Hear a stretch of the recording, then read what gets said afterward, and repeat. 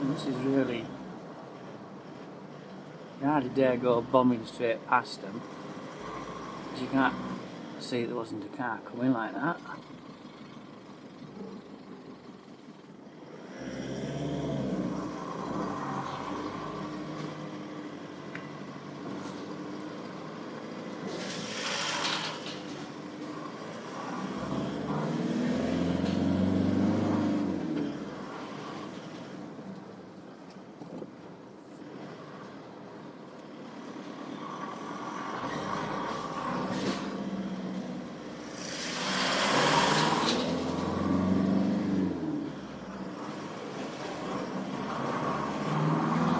Luckily, I didn't have my anything in the trailer. It's empty. If we had bloody cattle in, that would have been a complete nightmare.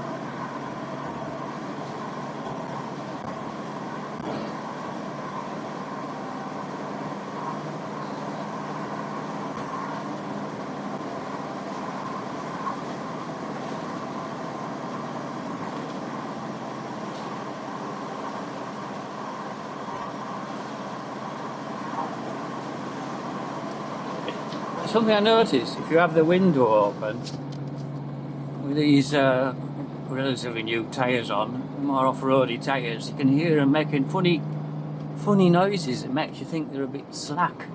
They aren't though. I just inflate them at the same rate that the others were. Not really sure what you're supposed to for road. Well, actually, I haven't really changed them since they were fitted by the garage. So. And he ought to know what he's doing with them, because he recommended them. And I think it's 36 PSI. I did sort of check them that they hadn't gone down a bit shortly after he fitted them, just in case. I must admit I haven't checked them for a while since, but they look alright. Well, you know, seriously, if you've got a leak, you'll start to notice that they look a bit flat. I would have expected.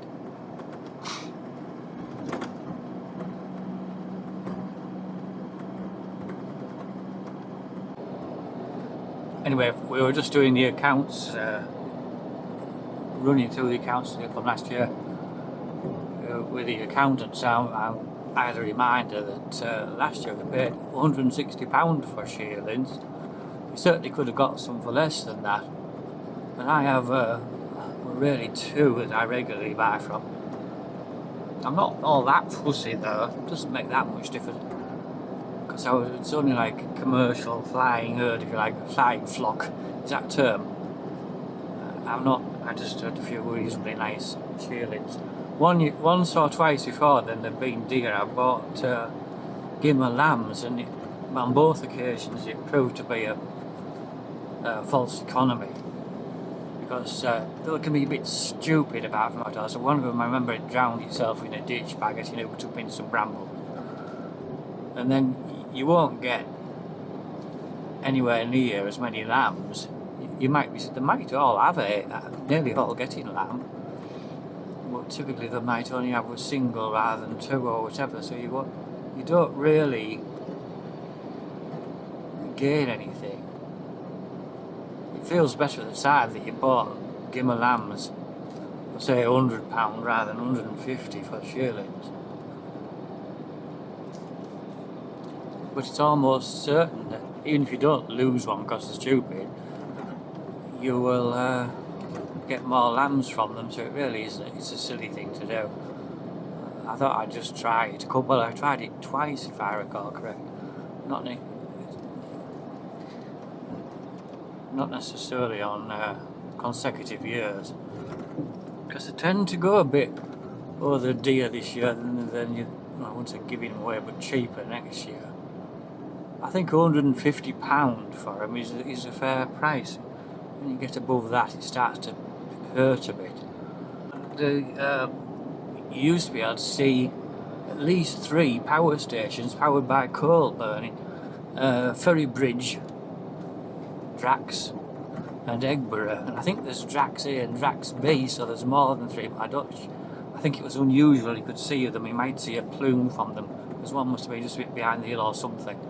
But anyway, they've partly at least, demolished the Ferry Bridge one because it's near the motorway, so they can pretend they're being clever, you say. But they had to just turn one of the other coal ones on again because the wind hasn't been blowing. Oh, and on top of that, the gas prices through the roof, and the interconnector with France has exploded or something, so there was short of power. Although when the wind blows again, we'll have too much. Well, in Scotland will. But anyway, the point was that the horizon where there used to be the at least 3 coal-fired power stations, one of them's gone, and if you have the big zoom lens, I was quite surprised because I can't say I've ever actually noticed it with the naked eye, but with the big zoom lens on and take like a panorama along that horizon, there's dozens and dozens of big turbines. I mean, they won't be the more like enormously big turbines, but they're large, virtually lining the distant horizon. I don't know where they all actually are.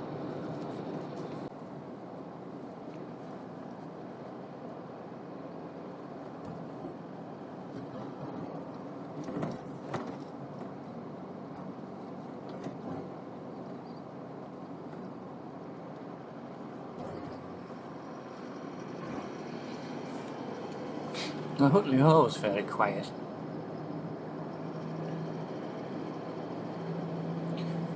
There was more older people diddling about there, wasn't it? A lot of these trees were overhanging the road where we fall into bits through the winter because they don't. It's quite striking that they sort of die back rather gradually. There's a bit of like dead twigs, and then the next year you've got dead branches, and then it takes them 3 or 4 years to nearly die, and then they tend to keep going little pom-poms. But all those dead bits start falling off within the first couple of years, maybe not the very first year.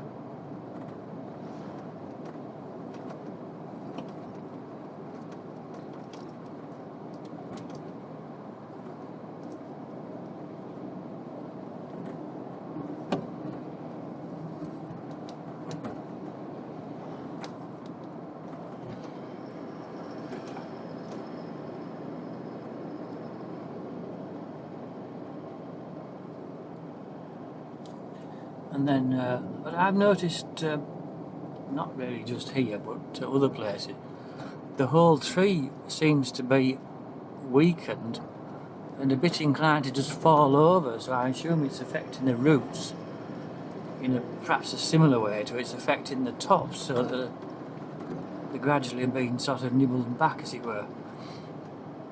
And so the whole tree can just fall over. I think that's perhaps the worst thing about it. I noticed last year quite a lot of trees fell over that they didn't look, obviously they were tending to die back, but they didn't look like they were imminently going to fall over. They weren't like rotten in the trunk. There was a bit of hay sticking out of the vent at the top. I thought it was funny someone's flying. It must be going swirling round and round inside. I put a few handfuls of hay in the front. I didn't think anything of it. It hasn't stayed in there, it's all flowed out. Well, some of it has anyway.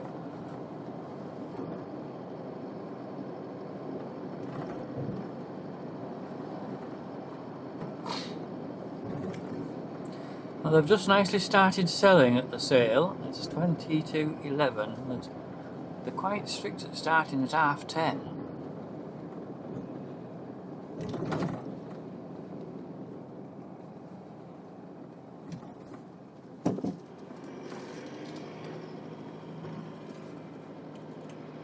Ah, that explains why this road's quieter. They're doing the annual maintenance on Sutton Bank, so you can't go down there. Now, cars can still come this way, but HGVs are better off going either down the A19 or the A64. In other words, a massive detour. And this time it's It's usually a week, but this time they've got a 2-week closure because BT want to lay a new cable down it because it's too narrow to do it while the traffic's running. So here we are at the turning coming up.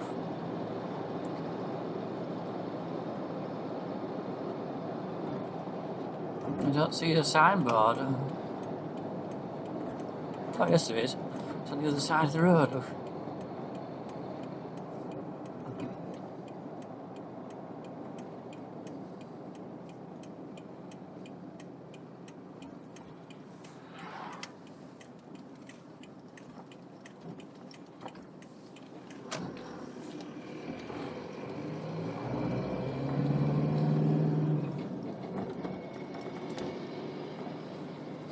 This is actually a very nice little road, a very kind of, I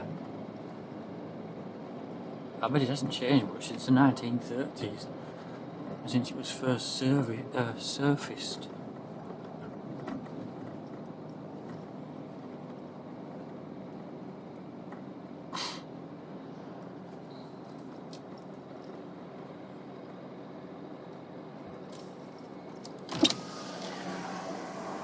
Last year, we had a different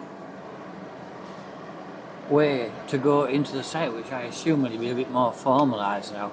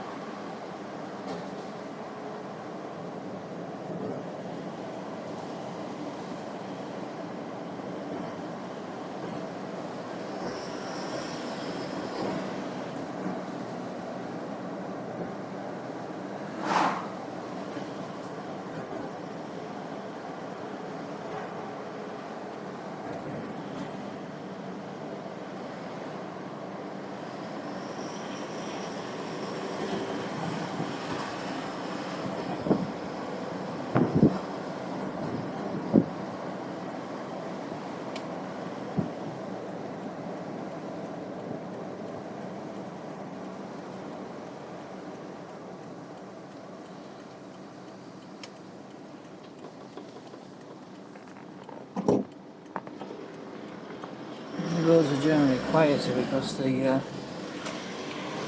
of the Sutton Bank closure, I suppose. I don't know. But in a way, this is almost an alternative route. You could cut through here if you know where you're going to get across the other side of the road and behind.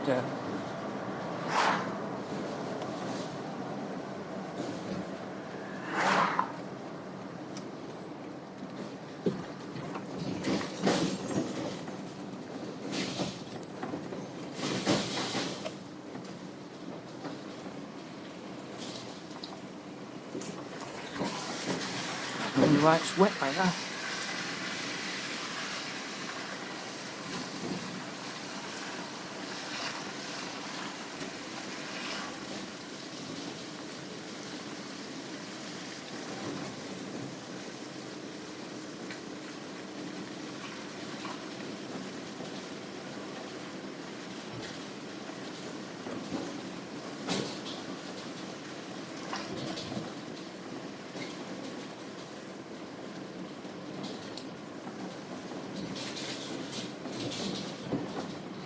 Wombleton aerodrome, and you aren't allowed to go beyond that line or you'll be in trouble. See when they have the string down the side, if you go beyond that, that's technically a usable, if not truly live, runway. And they don't like you going on there at all, you're not allowed to go on there. It says important notice. The reason is you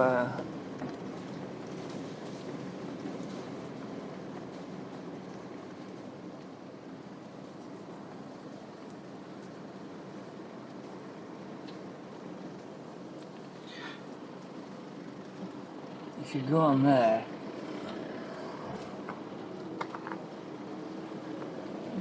something might fall off your vehicle and conceivably